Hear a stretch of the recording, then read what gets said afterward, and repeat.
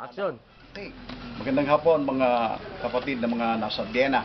Ako po si Pastor Romy Escobedo.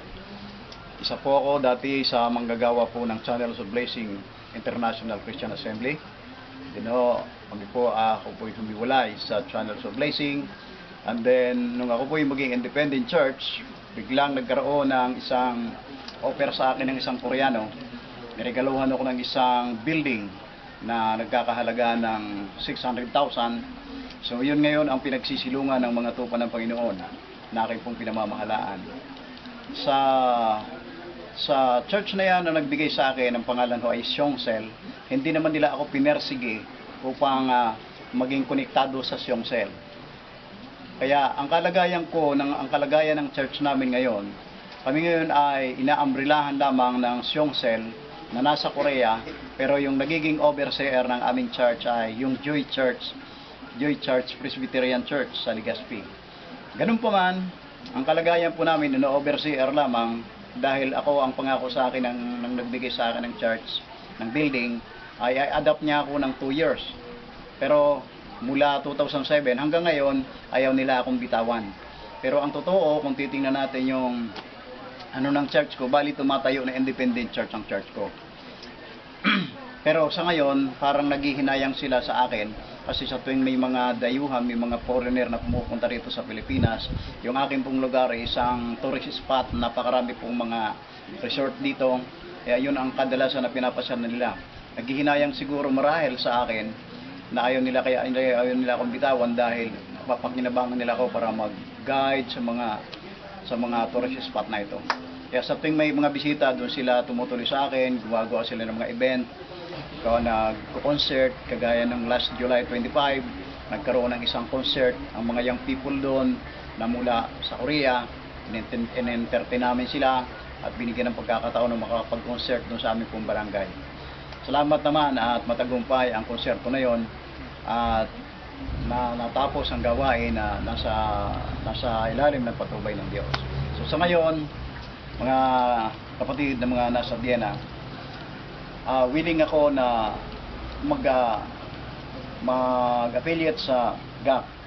Ang inaalala ko lang, baka mayroong pagdidelikadisa ang GAC, baka may mga iba pa kayong nais na i-present o nais pang gawin namin mga hakbang para maging qualified kami na maging affiliated sa GAC. Kaya gusto ko na kung halimbawa ako mag-affiliate sa GAC, gusto ko po yung personal na magkakausap tayo, magklaruhan tayo kasama yung mga elder, kasi mahirap yung maging one-man rule ako. Gusto ko sa church lahat sila ay nag-agree. Kung doon sa isang desisyon ko, dapat agree sila. Kaya sa ngayon, dahil sa tulak ng kagustuhan ko, nandito ako, sumasaway ako sa grupo ng mga nagsipag-attend sa Tagaytay. Isa ako doon, kabilang ako doon sa umattend. At natutuwa din ako dahil lalong humipit ang banding ng mga pastor dito sa Bulusan. Dahil hindi lamang nagkakaroon kami ng UCM meeting, kundi nagkakaroon na kami ngayon ng every Friday, nagkakaroon kami ng GAC Pastors meeting. Meron kaming tinatawag na dinner fellowship. Kaya salamat.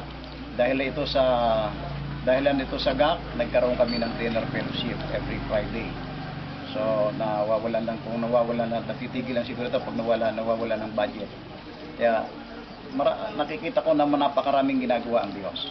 So ngayon sa kalagayan ko, nung taon 2009 nawalan ako ng asawa at 2011 nagkaroon ulit ako ng panibagong asawa.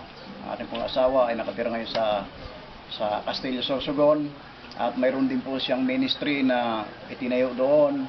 Ang pangalan ay Springhead Christian Ministry. And then ang asawa ko po ay mayroon po siyang business, mayroon siyang Goldwyn Security Force Agency, at may business siya na may pre-school siya, yung Springhead Academy, at mayroon siyang church, yung Springhead Christian Ministry, sa kanya po yun. Yun po ang pinagkakaabalahan ko ngayon sa mga panahon na ito, Bali, dalawang ministry yung pinagkakaabalahan ko. Inaasikaso ko yung pinagkatiwala sa akin ng Panginoon na ministry dito sa San Roque, na binaner ko po doon sa San Roque yung Song Cell Church. And then, pagkatapos ng gawain sa umaga, tapos na mga alauna, babiyahe ako, tatakbo ako, magmumotor lang ako ng mga 2 hours. And then, doon na naman ako sa Castilla. Involved ako doon sa pulpit ministry. Lahat ng gawain namin mag-asawa, tulong-tulong kami gumagawa. Kaya na-share ko ito sa asawa ko na GAP, ang programa ng GAP. Na-share ko ito sa kanya. Gusto niya na maging kabahagi siya sa gawain ng GAP. Naikwento ko sa kanya na ibang estilo, sabi ko ang AGR na dinadala ni Pastor Larry. Kaya gusto ko, sabi ko na may implement natin ito dito sa Castilla. And then mayroon ako isang kausap na pastor doon, si Pastor Monching Balisbis. Willing din siya na magkaroon ng isang revival doon, magkaroon ng AGR doon sa Castilla. Kaya siguro, Pastor, mga kapatid na mga nasa Vienna, kung sakali dumating kayo rito sa Bicol, welcome na welcome po kayo. Asahan po namin na may gagawin ang Diyos maging doon sa Castilla, hindi lamang po dito sa Bulusan. Maraming salamat po. Magandang hapon muli sa inyo. God bless and God bless again.